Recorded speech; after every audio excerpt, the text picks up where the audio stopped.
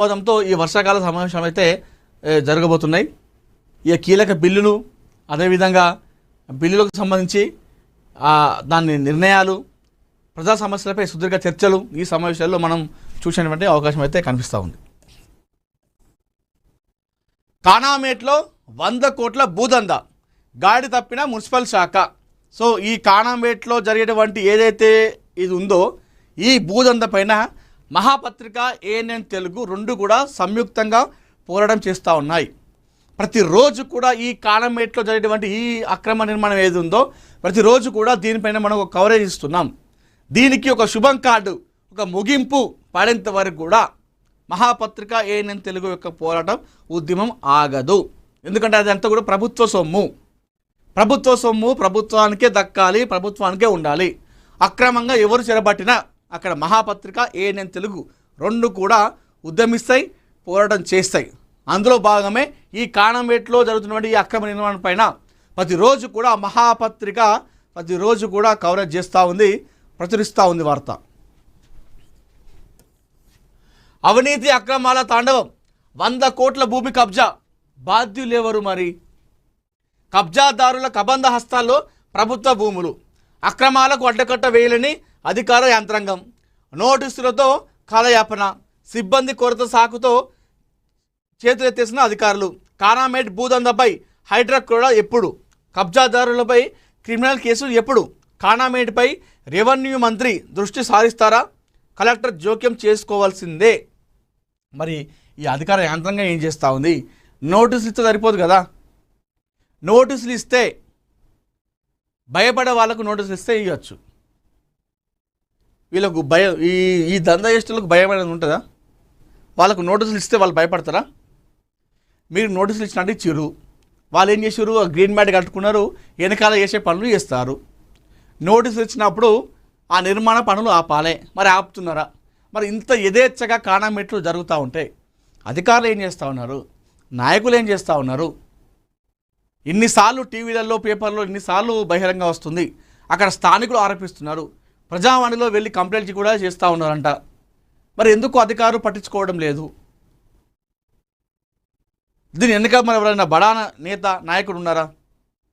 అంతే కదా, ఒక వెనకాల ఒకరు బడా నేత, ఒక బిగ్ షాట్ ఉంటేనే కదా ఈ విధంగా చర్యలు తీసుకోకుండా ఉండేది. గాడి తప్పిన మున్సిపల్ శాఖ అని చెప్పేసి మనం ఇక్కడ చూస్తూ ఉన్నాం. శేర్లింగంపల్లి మండలం కానామేట్లో వెలుగు చూసిన 100 కోట్లకు పైగా ధర పలికే సుమారు 4,000 చదరపు గజాల ప్రభుత్వ భూమిని కబ్జా వ్యవహారంపై ఇప్పటి వరకు సంబంధిత శాఖలు ఎలాంటి కఠిన చర్యలు తీసుకోకపోవడం అనేక విమర్శలకు తావిస్తుంది. ప్రభుత్వ నిషిద్ధ ఆస్తుల జాబితాలో ఉన్న భూమిలో అనుమతులు లేకుండా కొనసాగుతున్న భారీ నిర్మాణాలపై గతంలో ఫిర్యాదులు, వార్తా కథనాలు వెలువడిన పరిస్థితుల్లో ఎలాంటి మార్పు కనిపించడం లేదని స్థానికులు ఆవేదన వ్యక్తం చేస్తున్నారు.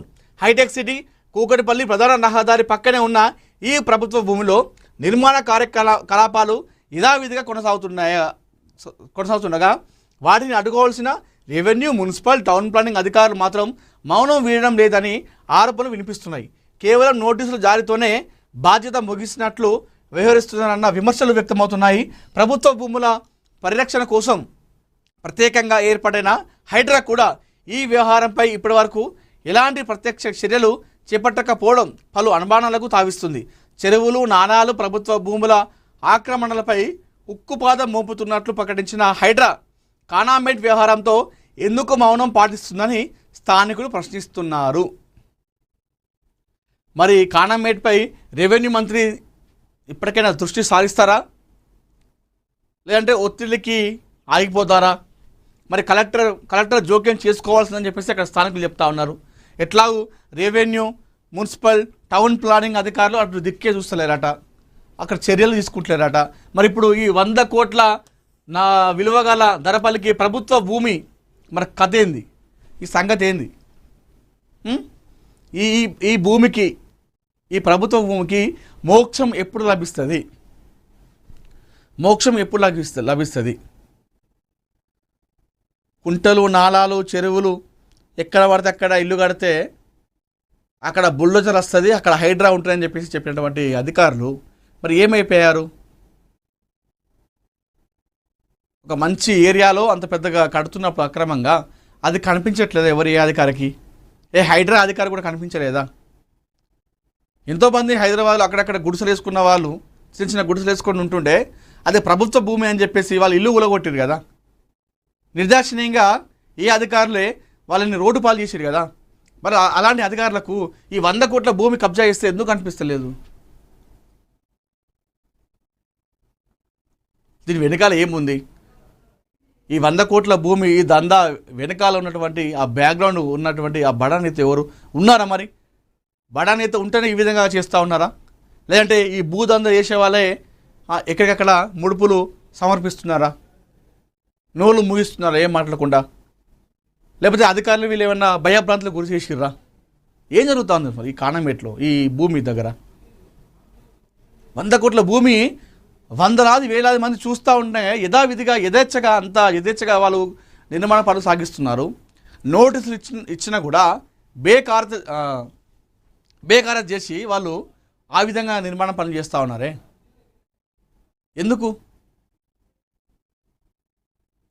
ఖచ్చితంగా ఏదైతే ఈ కానమేట్లో ఈ 100 కోట్ల భూదందా ఉన్నటువంటి ఏదైతే ఉందో ఈ ప్రభుత్వ భూమిని కాల్చేసినటువంటి ఈ బిల్డింగ్ పైన చర్యలు తీసుకోవాలి. ఎవరైతే ఈ రియల్టర్లు ఉన్నారో ఈ భూదందా చేసిన వాళ్ళు ఉన్నారో వారిపైన కఠిన చర్యలు తీసుకోవాలి. వారికి సపోర్టు చేస్తున్నటువంటి అధికారులపైన కూడా ఖచ్చితంగా చర్యలు తీసుకోవాలి. రెవెన్యూ అధికారుల, మరి మున్సిపల్ అధికారుల, టౌన్ ప్లానింగ్ అధికారుల, ఏ అధికారులు సరే వాళ్ళకు వత్తాసు పలికితే వాళ్ళను కూడా శిక్షించాలి, వారిపైన కూడా చర్యలు తీసుకోవాలని చెప్పేసి ఏఎన్ఎన్ తెలుగు మహాపత్రిక కోరుతూ ఉంది. చూద్దాం, ఇగో చూడండి. ఇంకా గతంలో మహాపత్రిక ఇచ్చినటువంటి వార్తలు చూడండి, ఎన్నిసార్లు కథనం కదా చూడండి. ఇగో ఎన్నిసార్లు మనం కథనం పరిశీలించాము చూడండి. ఇవన్నీ పాత ఇవన్నీ. సో ఇవన్నీ మనం అప్పుడు ఇచ్చినప్పుడు కాస్త రెస్పాన్స్ వచ్చింది. ఏది? నోటీసులు ఇచ్చారు. సరే నోటీసులు ఇచ్చిగా అయిపోతుందని చెప్పేసి అనుకున్నాం. కానీ నోటీసులను కూడా పక్కన పెట్టేసి వాళ్ళు నిర్మాణ పనులను చేస్తూ ఉన్నారు.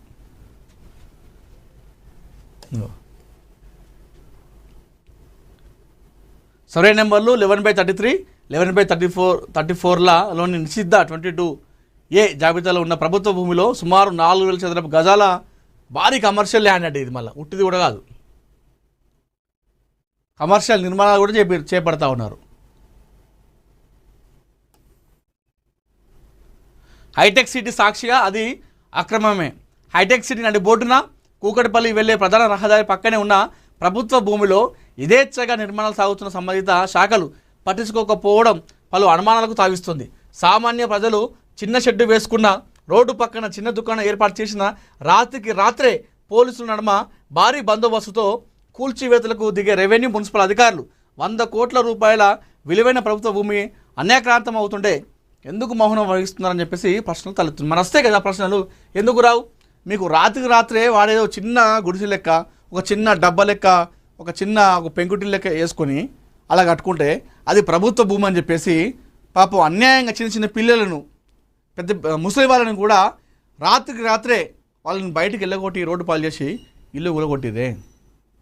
మరి అలాంటి అధికారులకు మరి ఎందుకు ఇంత పెద్ద 100 కోట్ల భూమి నిర్మాణం చేస్తుంటే ఇది అక్రమం అని చెప్పేసి కనిపించట్లేదా? అంటే బలహీనులు అయితే ఒకలాగా పనిచేసే చట్టాలు, బలవంతులు అయితే ఒకలాగా పనిచేస్తాయి. బలహీనులకు ఏమో బలంగా పనిచేస్తాయి మన చట్టాలు, బలవంతులకేమో చట్టాలు బలహీనంగా పనిచేస్తాయి. ఇది మన దుస్థితి, మన పరిస్థితి.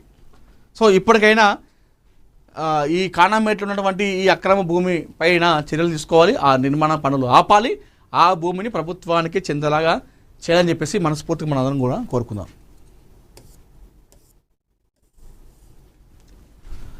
పవన్ కళ్యాణ్ను పరామర్శించిన సీఎం చంద్రబాబు, విజయవంతంగా పూర్తయిన భుజం శస్త్రచికిత్స. ఈ మధ్యకాలంలో అసలు పవన్ కళ్యాణ్ గారి గురించి వచ్చిన వార్తలు ఎవరి గురించి కూడా రావట్లేదు. ప్రతిరోజు కూడా ఒక వార్త ఖచ్చితంగా ఆయన గురించి వస్తుంది. కొన్ని ఏమో ఆయన చేసిన కార్యక్రమాలు, ఆయన చేసిన మంచి పనులు, దేశంలోనే 2వ స్థానంలో ఏపీ ఆయన ఉన్నటువంటి శాఖ, మంత్రిగా ఉన్నటువంటి శాఖకు రావడం, జాతీయ అవార్డులు కూడా వచ్చినాయి. ఆ విధంగా కొనేస్తే ఆయన విమర్శిస్తూ ఆయన పైన వ్యక్తిగతంగా దాడి చేస్తూ వ్యక్తిగత దాడి అంటే వ్యక్తిగత దూషణలు, ఆయన వ్యక్తిగత జీవితం గురించి మాట్లాడుతూ ఆయన ట్రోల్స్ చేస్తూ మరొక రకంగా వస్తే, ఇంకొక సైడ్ ఏమో ఆయన ఆరోగ్యంగా కూడా ప్రస్తుతం కాస్త ఇబ్బందులు పడుతున్నారు. గత కొన్ని సంవత్సరాలుగా, ఇప్పుడు కాదంట, అది గబ్బర్ సింగ్ సినిమా షూటింగ్లో గుర్రం మీద పోతున్నప్పుడు సంథింగ్ ఏదో అయిందంట. గుర్రం ఉంటుందిగా రైడింగ్ అది సినిమాలో, అప్పుడే ఏదో అయిందంట భుజానికి సంబంధించినటువంటి గాయం. అప్పటి నుండి ఈ ప్రాబ్లం ఉందంట. అంటే సుమారు 2011 అనుకోండి, 11 నుండి 15 సంవత్సరాలుగా ఆ బాధతో ఆయన తట్టుకుంటున్నాడు, బాధపడుతున్నాడు. ఆంధ్రప్రదేశ్ ఉప ముఖ్యమంత్రి పవన్ కళ్యాణ్ను ముఖ్యమంత్రి నారా చంద్రబాబు నాయుడు ఆదివారం ముంబైలో పరామర్శించారు. కుడి భుజానికి శస్త్రచికిత్స చేయించుకున్న పవన్ కళ్యాణ్ ప్రస్తుతం ముంబైలో